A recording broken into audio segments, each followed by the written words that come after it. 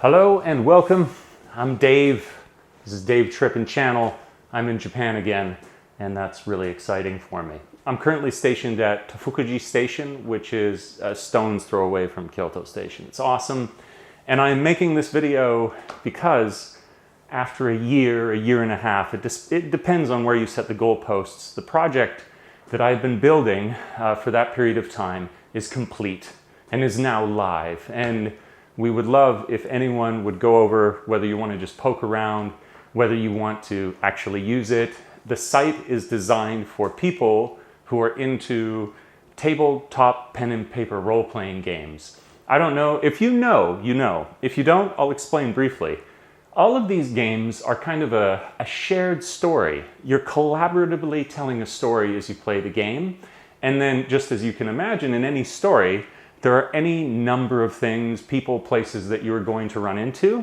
And a lot of people, if they want to deepen the immersion of their players, or perhaps they want to bring their own props to the game, say for example, they have a horse that they bought at a stable, or there's a castle they're going to stay at in the story, rather than simply describe that and just share the story, people will go often over to Google Images and try and find something that they could present to their friends while they're playing.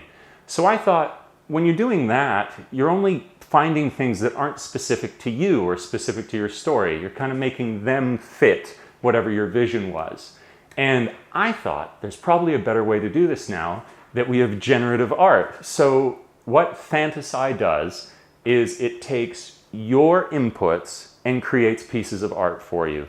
And we create art that could be used for set pieces within one of these stories. We create cards that, much like a magic card, have a title and flavor text on them. And then, because we know that maps play a major role, I play D&D weekly, also Call of Cthulhu. I'm a big fan of that. And I would like to play Vampire, but I never have. But you're always using maps when you're playing these games. So that is another thing that you can construct at our site. I'm so proud of Connor, not that he cares, but that's the guy I've been working with. And he's done an incredible job. He is the back-end developer. I'm the front-end guy. I do the design, and I had the idea in my head for this the whole time. So it's so exciting. It's, as I say, it's been over a year. It's now live. I would have already put on the screen where you'd be able to go. It's just www.fantasai.app.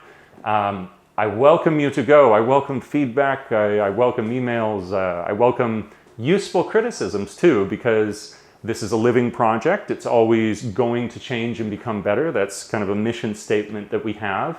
And now I'll tell you like what my next thing is. I went on and I found at least 25 different YouTubers who are really into D&D. And so I'll be contacting them today to say, hey guys, we got this new site. We hope maybe you'll go over and check it out. And we're thinking that this could be some grassroots growth for the thing.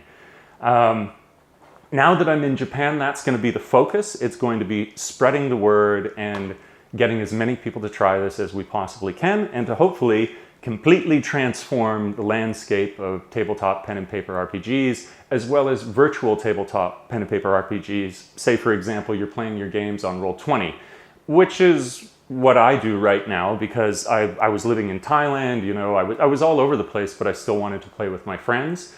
The site works very well in that way too, that sharing your art from our site over to something like Roll20, no problem. We thought of this.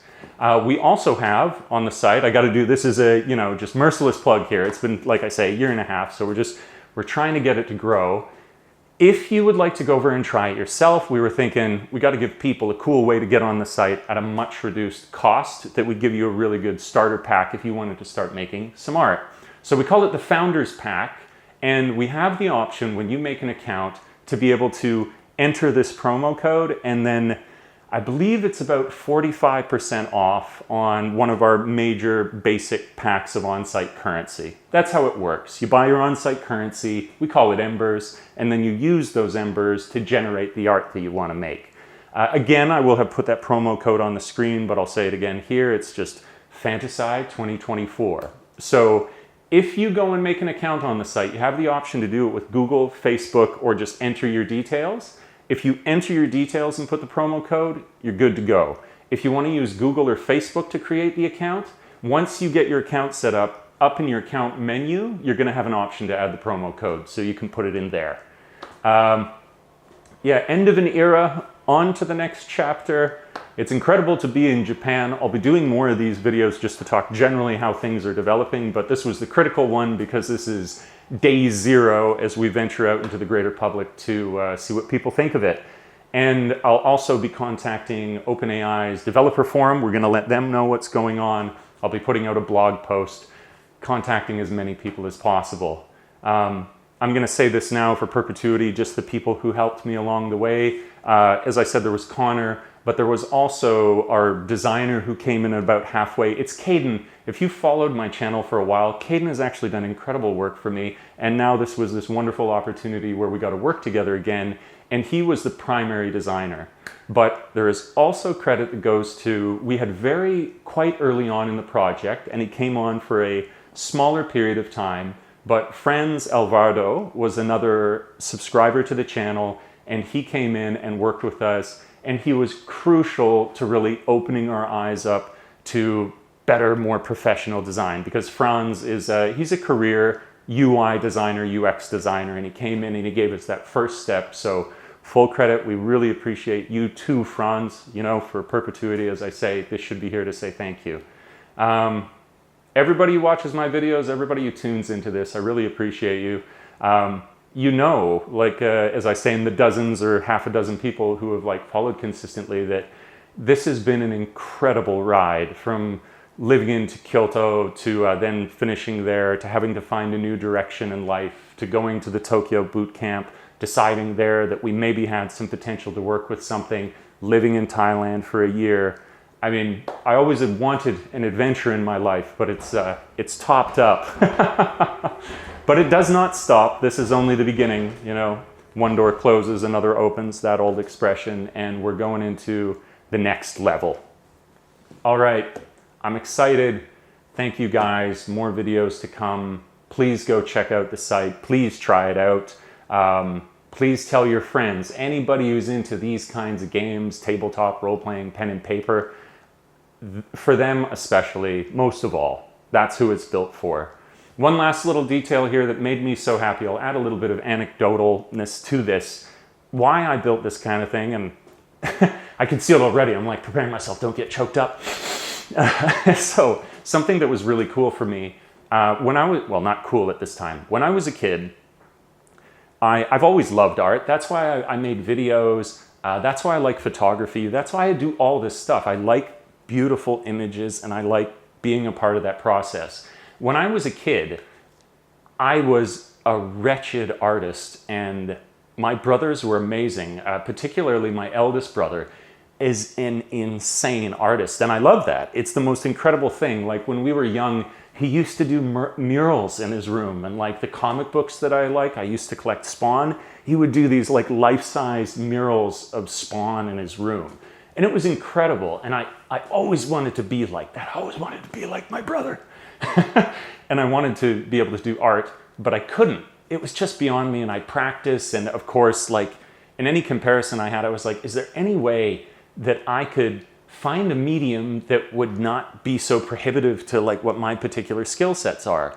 And yes, that's what photography was, and also what the video is. But with art generation, I feel that this site is something that if I had found it when I was younger, it would have been incredible for me, because I read a lot. So when art generation now is through natural conversation, I might have been able to have a chance to have more confidence when I was younger, to feel like an artist.